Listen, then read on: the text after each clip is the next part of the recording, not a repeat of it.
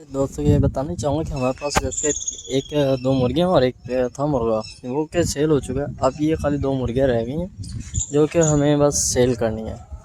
आप ये माशाल्लाह मुर्गी देख रहे हैं, काली वाली, ख़ास तौर पर काली वाली ज़रा उससे हेल्थी है और ज़रा उम्र में बड़ी है। माशाल्लाह देखें मुर्गी काली, और साथ में ये वाली मुर्गी। ये वाली तकरीबन जो आपको मिल जाएगी तकरीबन आपको 3000 रुपये की मिल जाएगी। ठीक है, अभी कुड़क से बच्चे वगैरह दे के फारिग हुई है। तकरीबन 1-2 हफ़्ते हो गए इसको, बच्चे यानी कि अलग कर दिए मैं। और ये है हमारी मुर्गी जो कि अंडों पे है, ये हमारे अंडे दे रही है। और तो इसकी भी फाइनल प्राइस जो है ना 3-3 हज़ार के हिसाब से दोनों की प्राइस हो जाएगी। 3000 इसका और 3000 इसका।